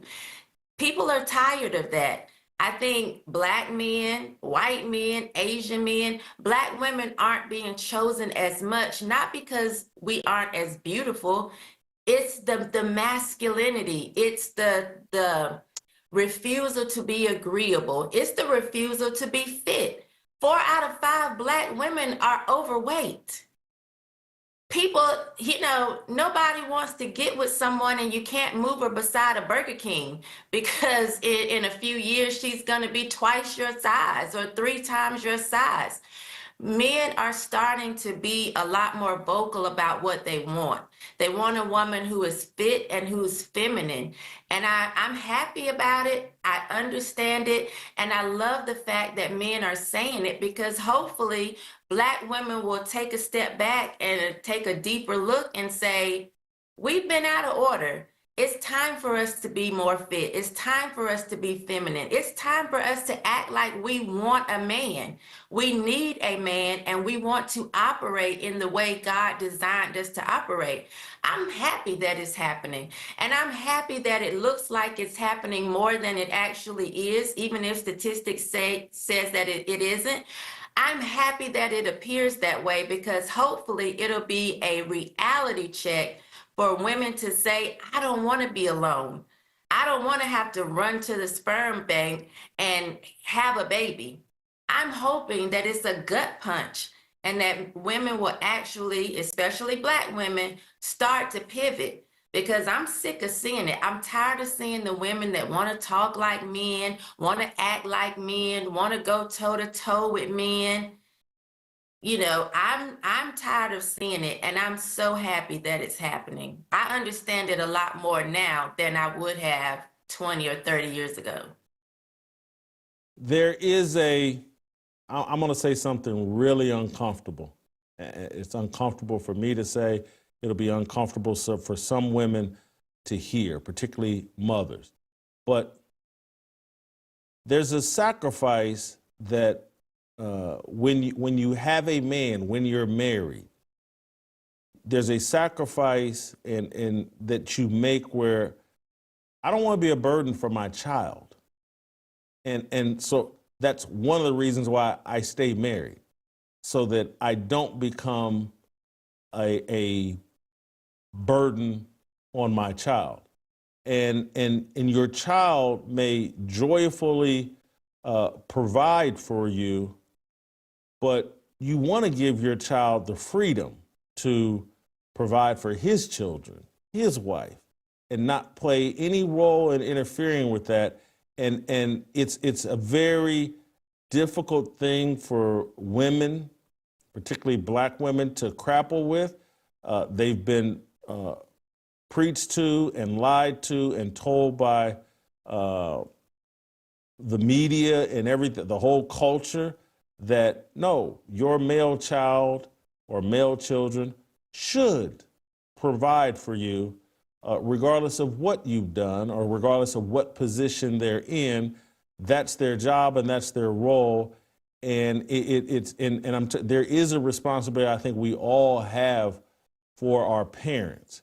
And I think most men enjoy taking on that responsibility if there's a level of gratitude and if there's a level of, hey, this wasn't my intentions. But there is a sense of entitlement that rules Black women and rules Black culture, that's not the case. And it's very difficult for women to come to grips with that and repent in any way for that. They've been told, nope, this is part of the package. This is what I'm owed, and how dare anyone even question it.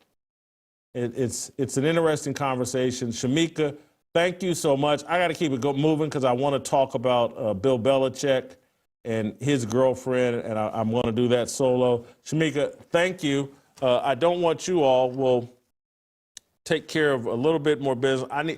If Tiffany, if you're here, I need something else to drink because my mouth is dry here. But we'll be right back, and I'm going to go in on this Bill Belichick situation with his girlfriend. There's been some new reporting out from TMZ, and I'm going to try to wrap it in an umbrella that speaks to just like women in general and what's going on with women and men and this battle of the sexes we got. We'll do that next.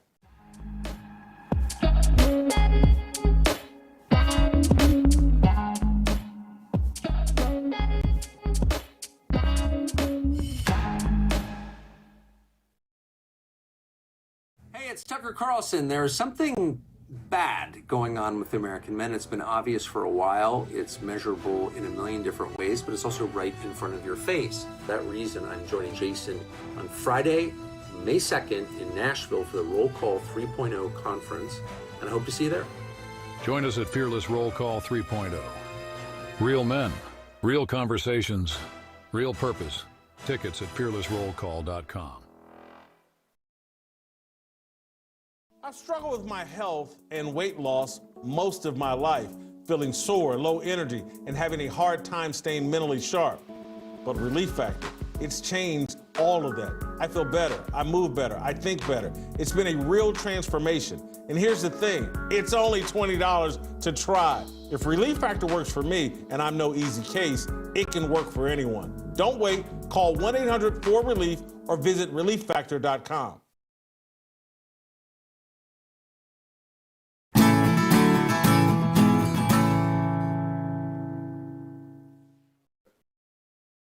All right, welcome back.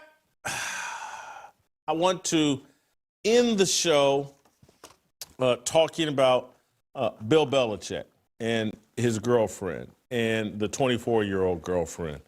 And just, I'm going to wrap it in some other conversations that have been going on as it relates to Shannon Sharpe, as it relates to, they just settled or just announced yesterday that Charlie Dixon, the executive at Fox Sports that was involved in that Joy Taylor lawsuit with the hairstylist machine, they just announced yesterday that Charlie's been fired and no longer works at FS1. Obviously, it's something that, you know, I've talked about extensively. I know all the parties involved, but I would be remiss for those of you men out there that have young sons, and part of what we try to do here at Fearless, it's part of the reason we do roll call, it's part of the reason why I do the show that I'm doing, is I try to create content for parents, but particularly fathers, to have conversations with their sons about what's going on in the culture, and like, you can take out this excerpt, this segment, send it to your son, and have a conversation with him about what's going on in the culture, what dangers are out there lurking for him. And I try to put as best as I can a biblical perspective on it. And then I invite others in, from TJ to Anthony and Virgil to Kevin Donahue. And so that's the intent of this conversation that starts with Bill Belichick, but includes Shannon Sharpe, includes Charlie Dixon and the FS1 lawsuit. That's what the intentions are. I want to create a conversation for you to have with your sons and daughters. And so, Bill Belichick, 73-year-old man, being made a fool of by a 24-year-old woman. And I want to read to you, we saw the CBS clip let's play SOT 10 just to give you the background. We played it yesterday. Everyone's been talking about it.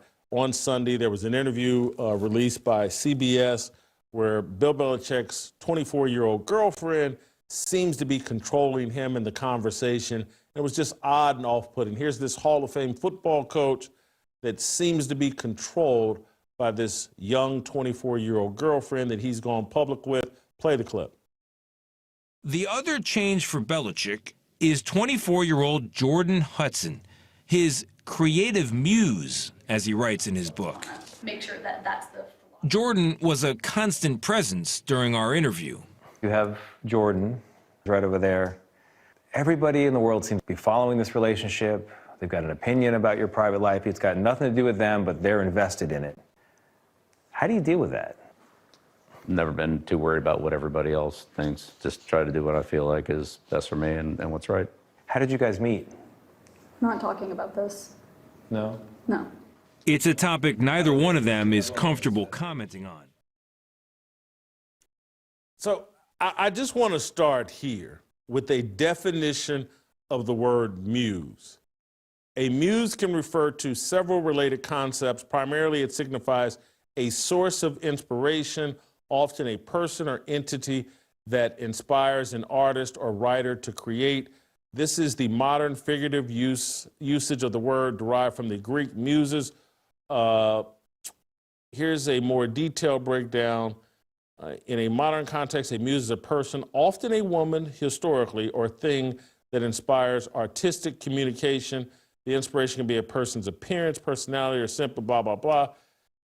So the reason why CBS highlighted the creative muse is people know that sometimes that word muse is used by people. I'm your sexual muse.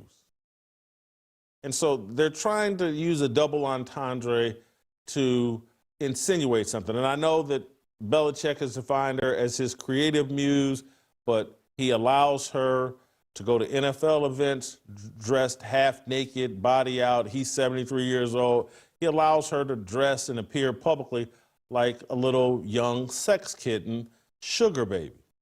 And that's what CBS is trying to infer, and that's why they played the clip of Belichick, of them asking the question about, well, how'd your relationship start? And she hops in, and we're not talking about that. They're trying to create the impression that this is Bill Belichick's sexual muse. And this was supposed to be an interview about a book that Belichick is doing, I think, about his father. That's why he was wearing the Navy sweatshirt with the hole in it. I think that was some kind of shout out to his dearly departed dad. I want to read you a clip or a quote. I think this is Jordan Hudson on TMZ. Jordan Hudson went completely off the rails during Bill Belichick's CBS interview to the point where she stormed out of the room and delayed the shooting for 30 minutes. Sources familiar with the situation tell TMZ Sports.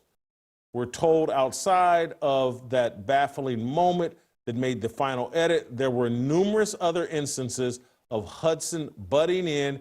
Even when the legendary coach was answering questions about football, she would stop and correct him. As for how the dumpster fire of an encounter got edited, we're told the higher-ups at CBS News and Sports had to get involved to figure out how to salvage it. And while a second interview was scheduled to go down at a later time, it was ultimately scrapped. So now today, I believe, they're saying that over IG, that Jordan Hudson released an email that Bill Belichick had sent to his team, and I believe his coaching staff. And so I'm reading this in real time because they sent it to me right before this segment. So my reaction will be in real time. I don't think this is fantastic, but it will probably hype the book, which is clearly the ongoing theme here. This is about what I expected from the media. We went through how important it was for me to put I effed up in the book. And of course, that is the feature of this article, which is mostly about admitting mistakes and talking about a Super Bowl mistake. I am fine with putting mistakes in the book, but I am certainly not surprised that of the 260 plus pages, that is what they would highlight. And of course, I effed up is the clickbait they use for the story. We'll see what the title of the article is, which I noticed has been conveniently left out. Do we have approval on that? I would approve this article if we can also approve the headline, which is actually more important than the article. We can expect that the interviews and podcasts that will supposedly drive the sales will also come from similar samples. These appearances will, no doubt, want to focus on whatever negatives they can extract from the book and all the current events that don't have anything to do with the book, but are most relevant to their ratings and their agenda, which is not mine. That was evident when Al-Arad dropped the story because we would not do current events at UNC. We'll see how many people want to talk about the $5,000 bill for spoiled milk and other entertaining and business aspects of the book. I have no doubt the I effed up will not be the main focus of Ray Diallo and Susie Welch in my conversation with them. I will say again that I want this book to be presented as a look at my professional life and how I did my job on the way up to and as the leader of an organization that grew from a $500 million franchise to an $8 billion organization that played in 10 and won 6 Super Bowls over 25 years. This book is about how I did my job and lessons from my 50 years in and around the NFL, not a bathroom book that highlights my mistakes. I acknowledge the mistakes in the book, but of course, I effed up is the catchphrase. I have at times reluctantly gone along with the title over and language in the book. I am not going to be the conductor of a hype train in the book promotion. We have enough hype to work with. I hope we can get on the same page in promoting the book authentically. Thanks, Bill Belichick. And so someone correct me if I'm wrong. This is an email that Belichick's young girlfriend released. If I'm Jordan Hudson, this is from Nicole Auerbach. Jordan Hudson has posted this screenshot of an email from Bill Belichick from April 10th on Instagram, accompanied by Taylor Swift's "Look What You Made Me Do."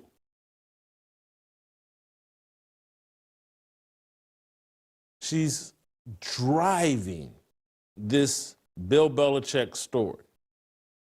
It's hard for me to believe she's doing this without Bill Belichick's approval. This is Bill Belichick this desperate to sell a book, to be in the news cycle? Is the tinfoil hat people that have gone full-blown conspiracy theory on what's going on with Bill Belichick? They have every right to, like, what is going on here? This guy has easily made $150, $200 million. He's easily had a great reputation and legacy. Why is he tearing this down? This is like Building 7 collapsing all over again. There's no reasonable explanation for this teardown of Bill Belichick. He's doing it to himself. This is a controlled demolition. And I bring in Charlie Dixon and Shannon Sharpe to this part of the conversation, and I'm going to need more time to process all of this and to figure out, like, what is going on here. But I know one thing that's going on here. Men being led around by their penises, and it doesn't matter how smart or talented they are. Men, if we don't conquer our sexual lust, and as I'm saying this, I'm not on a high horse. I'm talking to myself.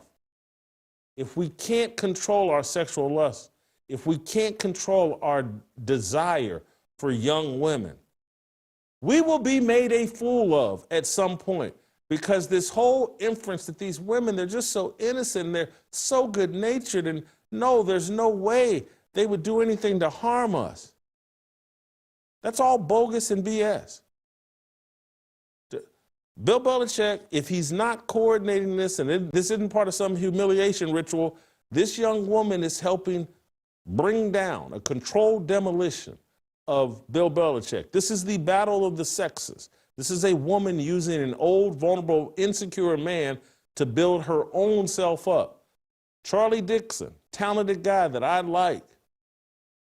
People are out, Julie Binks running around pretending like, oh, I can't believe Charlie Dixon tried to kiss me in a hotel room. And I just went up to his hotel room because it was late at night and we had drinks and I wanted to see his view from the balcony. Charlie Dixon was her lottery ticket, and she's cashing in. She's reaching some sort of settlement with Fox Sports. And I'm not calling Charlie Dixon innocent in all this, but some guy trying to kiss you in a hotel room that you went up to his hotel room, he didn't get violent with you, he was drunk, and he tried to kiss you. You're not Austin Metcalf.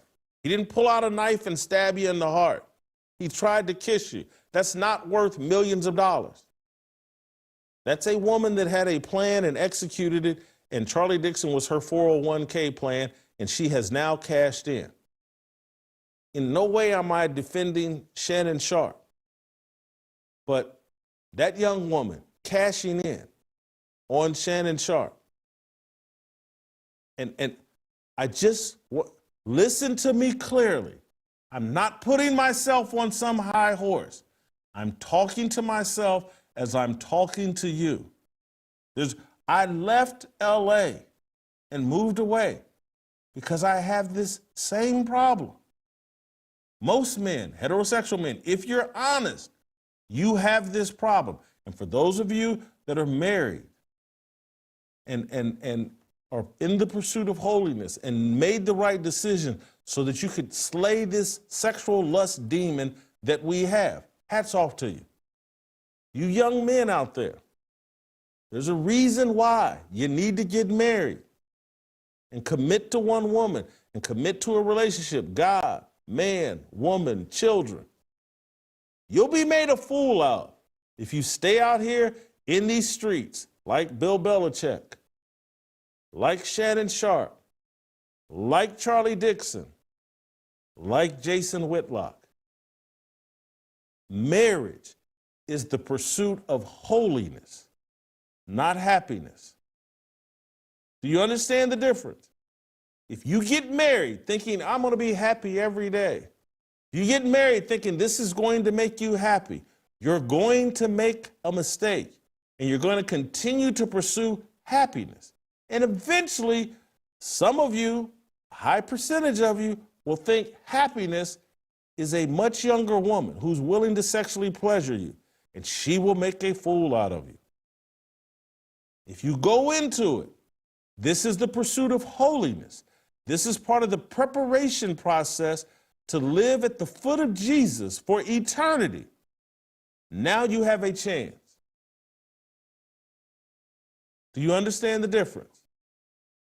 You fathers out there that have made the mistakes and been through the struggles, explain this to your sons, explain this to your daughters. Pursue holiness. Pursue an eternal life in heaven.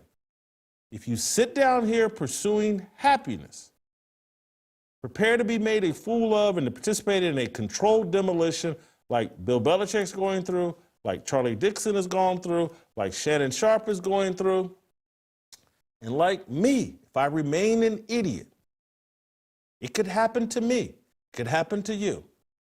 All right, that's it. Flip over to the Harmony channel.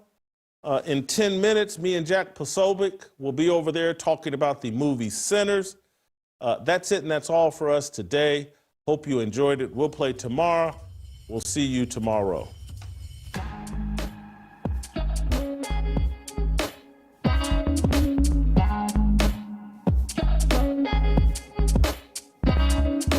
Waiting for the countdown, coming off the breakdown, standing in line for freedom. Looking for a breakout, feeling like a standoff, nothing in life like freedom. Came like a fighter, striking like a ladder, making all these moves for freedom.